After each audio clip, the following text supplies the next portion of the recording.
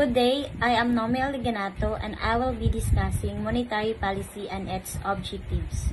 Monetary policy and its objectives. So, in the Philippines, monetary policy is a set of actions taken by the Bangko Sentral ng Pilipinas or BSP. They are the one who control money supply, interest rates, and low inflation. So, the first objectives of monetary policy is to promote price stability, keeping inflation low and stable. So, BSP tries to keep prices low and stable because it's good for everyone. So, of course, no, if stable ang prices sa atong pamalitonon or sa atong gina-purchase everyday, of course, no, malipay gyud ta kay tungod ana makasave ta sa atong kwarta o maka-budget pa gyud ta sa atong kwarta. So, let's say for example, nagpalit ka og loaf bread karon and tag 50 pesos. And then, the other day or next week is nagpalit na sad ka og otro og loaf bread. And it costs 60 pesos na. So, ikaw nga nag-budget ka sa imong kwarta, so imbis magpalit ka, so dili na lang. So, that is why nga gina-maintain yun nila ang price stability because it helps to promote economic growth. And also, it creates a win-win situation when both of them can benefits with each other. Next is financial stability. Maintaining a stable financial system to promote economic growth. So, sim-sim lang sila sa price stability kay if ang financial system ang good is unstable, meaning it can lead to disruptions of businesses and jobs. So, dapat gid nga stable ang financial system to prevent business failures and job losses. So, that is why nga it is really important to maintain financial stability to promote economic growth. So last is economic growth. Refers to sustained increase in the production of goods and services in an economy over time. So of course, no, if smooth ang dagan sa production of goods and services, it can lead to economic growth. So by promoting economic growth, monetary policy aims to increase output and income, create jobs by encouraging businesses to hire people, improve living standard by increasing access to goods and services. And that's all. Understanding the advantages of monetary policy helps explain how it supports long-term development in the Philippines. So one of the advantages of monetary policy is inflation control. So one of the primary benefits of monetary policy is the ability to manage inflation through the adjustment of interest rates and regulation of the money supply. The BSP can stabilize prices, which is essential for maintaining economic stability. When inflation is under control, it fosters an environment conducive to sustainable growth, as businesses and consumers can plan for the future more confidence. So, during the periods of rising inflation, the BSP can increase rates to reduce the money supply and slow down inflation. For example, in 2018, when inflation in the Philippines spiked due to rising fuel and food prices, the BSP raised its benchmark's interest rates multiple times. So this action helped stabilize prices and bring inflation back to manageable levels. The second advantages of monetary policy is economic growth. Monetary policy can stimulate economic growth by inflation influencing interest rates. Lowering interest rates makes borrowing cheaper, encouraging businesses to invest in expansion and innovation, while also motivating consumers to spend more. This increase in investment and consumption leads to higher demand, fueling further growth in the economy. So, an example of monetary policy boosting economic growth was seen during the COVID-19 pandemic. To counter the economic slowdown, the BSP lowered interest rates record lows, making borrowing cheaper for businesses and consumers. So this encouraged investments in various sectors and helped support recovery efforts in industries like constructions and manufacturing. So the third one is exchange rate management. Another significant advantages is its role in managing the exchange rate by using monetary tool to stabilize the value of the Philippine peso. So the BSP helps ensure that the country's exports remain competitive on the global market. So a stable exchange rate also attracts foreign investment, which supports trade and strengthens the economy.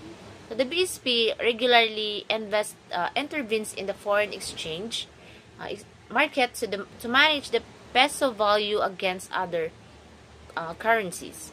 So for instance, in 2020, the BSP implemented measures to maintain a stable exchange rate aimed global economic uncertainty, and which helped protect the competitiveness of Philippine exports, particularly industries like electronics and agriculture. This stability attracted foreign investments and contributing to economic growth. That's all. Good day. Today I will be discussing the limitations. So first is the time lags. So there is often a delay between the implementation of monetary policy and its effect on the economy. So this can make it difficult to time interventions accurately. So monetary policy actions like changing interest rates don't instantly impact the economy. So naa siya time lags. Like for example, BSP, ang BSP, so gipatasan nila ang interest rate para mabawasan ang inflation. Ang kining interest rate is pangkalahatan na ni Asia. No, so like market prices, bank loans, and etc. So why ilang patasan ang interest rate? Tungod kay kini ang para kung ilang patasan ang interest rate, na ay possibility mag-ubos ang inflation, which is mag-lead siya into lower inflation, no? But naa siya delay, dili agad-agad maepekto ang lower inflation just like interest rate, no? So it takes months before makita ang epekto. So tungod kay dili man diretso maapektuhan ang mga consumers sa pagtaas sa interest rate nga gipatupad sa BSP, so it takes months, maunang time lags. So the second is economic forecast. So economic forecast determining or predicting the current state of the economy using the economy model is quite difficult. This affects the effectiveness of the monetary policy. So economic forecast is a prediction of future economic activity. It's a projection of key economic indicators. So through this, diha makita kung nagtaas ba or nag-ubos ang economy sa isa ka country or even the business like GDP, inflation, no? So or just GDP or inflation and employment, consumer spending, and etc. So mao niya ang mga ginagamit sa kini ang mga governments like businesses and also investors. So next is the liquidity trap. So in situations where interest rates are already low, further monetary policy measures might have limited impact. This can occur if consumers and businesses are unwilling to borrow despite low rates. So ang liquidity trap is usa ka sitwasyon sa economy nga bisag ubos na kayo ang interest rate or palaliton pero ang economy is hinay gihapon ang usad.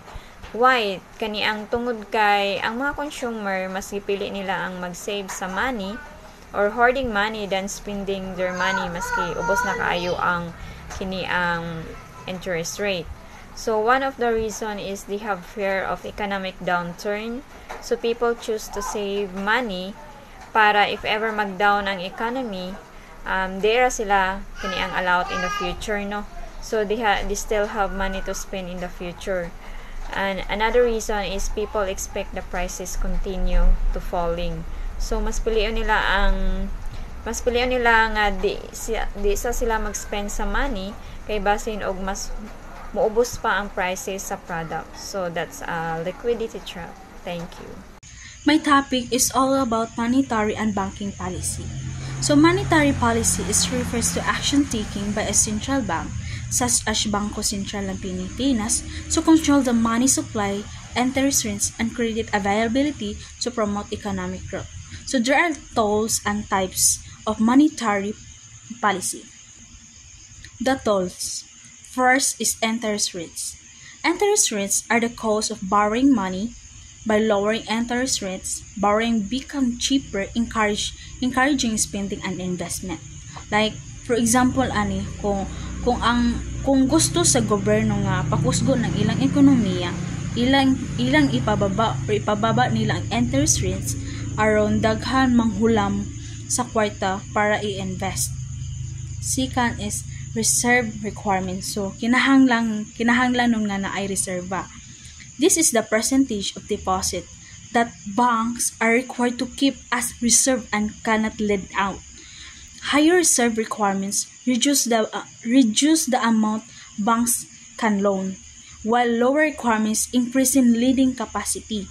Like, for example, kung pataas ang reserba nga kinahanglan nun sa mga bangko, mas gamay ang kwarta nga ilang mahatag alang sa nagloan nga makapahunong sa pagsaka sa presyo. Next is open market operation. The central bank buy or sell government security like bonds to control the money supply. For example, ang gobyerno mupalit og mga government bonds aron madungagan ang kwarta nga mosulod sa merkado. Gets? Next is forward guidance.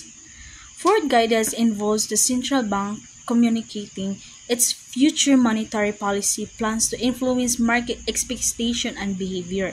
Like, for example, ang Bangko Sentral magpahibalo nga ilang pababaan or ipaubos ang interest rates sa umaabot na maiganyo pud ang mga nagnegosyo para magplano sila og invest. So there are types of monetary policy. So first is expansionary. So pagkusog sa ekonomiya. Used when the economy is low, it involves lowering interest or increasing the money supply to encourage borrowing and spending. Like, for example, pagbaba sa interest rates aron mas daghan ang maghimo o magnegosyo og maghulam sa kwarta. Daghan maghulam kung ipababa nila ang interest. Second is contractionary. So pagkontrol sa inflation. So used to slow down the economy when inflation is too high. Gets? So this involves raising interest rates or reducing the money supply. Like, for example, pagtaas sa interest rates aron mapugngan nga sobra sa paggastos o pagsaka sa presyo, no? Gets ba? Next is neutral. Pagbalansi sa ekonomiya. So, used when the economy is stable, no major changes are made to interest rates or policy maintaining the current economy balance. Like, for example, walay dako nga pag-usab sa policy aron magpadayon pod ang ilang kasamtangan na ilang kahimtang or mabalance ang ilang economy. So next is all about banking policy. Banking policy is also known as banking regulations, refer to the rules, guidelines, and supervision implemented by regulatory body such as the Philippine Deposit Insurance Corporation to ensure the stability, soundness, and safety of the banking system. So there are also tools and types of banking policy. The tools. First, capital requirements. Banks are required to maintain a certain level of capital or equity or funds to absorb losses and protect depositor. Like, for example, ang mga bangko gipasiguro nga naa sila 10% sa ilang puhunan nga maoy i-buffer para sa bisan unsan nga krisis. Kung aduna may kalisod, dili sila diretso maapektuhan sa depositor. Next is liquidity requirements. Bank must have enough liquidity assets or cash or easily sellable asset to meet with withdrawal demands or of their customer.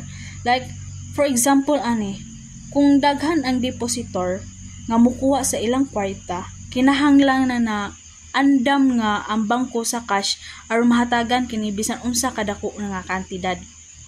Next is risk management guidelines. Bank must follow guidelines to minimize risk such as defaults on loans or losses of asset. Like example, ang bangko kinahanglan nga maghimo og background check ug analysis sa credit sa mga naghulam aron malikayan nila ang dili pagbayad. Next is supervision and enforcement. Regulatory agencies monitors and enforce compliance with banking rules to ensure proper operations. Like for example kung ang bangko masayop sa pagtuman sa regulasyon, ang gobyerno maghimo og investigation ug magmulta kung kinakailangan. So dani is kung balik na to, kung ang bangko masayop gani sa pagtuman sa ilang regulasyon or regulation, ang gobyerno is maghimo og investigasyon ug magmulta kung kinahanglanon. So there are types of banking policy. First is microprudential regulation or individual bank regulation. Focuses on the stability and safety of individual banks to ensure they operate soundly. Like for example kung ang regulasyon sa pagbantay kung ang usa kadako nga bangko nga adunay igo nga kapital ug naglihok sa husto sa pamaagi aron dili kini maapektuhan sa krisis, no? Next is macroprudential regulation or systematic risk regulation. So focuses on the stability of the entire banking system to prevent widespread crisis. Like for example kung naay dako nga risk sa economy, ang gobyerno is maghimo sila og policy aron protektahan ang tibok sistema sa bangko. And that's all. Thank you. Fiscal policy refers to the use of government spending and taxations to influence the overall level of economic activity and employment and inflation.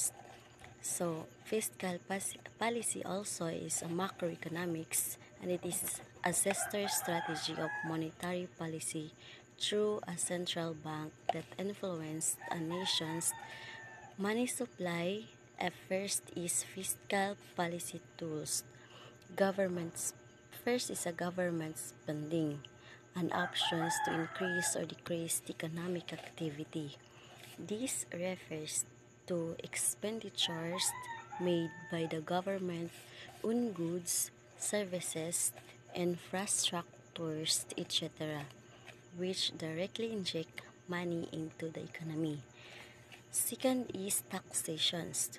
Is an options to increase or decrease economic activity. This is the process of collecting revenue from individuals and businesses, which can reduce private spending. Next is transfer payments. These are payments made by the government like social welfare programs. For example, unemployment benefits are pensions, which support income redistributions. Next is public and private partnership, a collaboration between the government and private sectors, often for infrastructure project, helping spur economic activity. Types of fiscal policy. First is expansionary fiscal policy. This policy aims to stimulate the economy by increasing government spending or cutting taxes, often used in times of recessions. Second is contractionary fiscal policy. This reduced government spending or increased taxes to cool down an overheating economy, usually to control inflation. Third is the neutral fiscal policy. This maintains a balanced budget where government spending equals its revenue without significantly influencing economic activity. Lastly, fiscal policy instrument. First is budget allocation. This refers to how the government allocates its budget across different sectors and programs, tax rates, and exemptions. Adjustments in tax rates or granting exemptions can influence economic behavior such as encouraging investment or consumption. Government subsidies. These are financial support provided to specific industries or sector to encourage growth or sustain employment. Public investment projects. These are large-scale projects funded by the government, for example, infrastructure, which generate jobs and boost economic growth. So overall, fiscal policy helps manage economic stability, control inflation, and stimulate or slow down economic growth depending on the situations.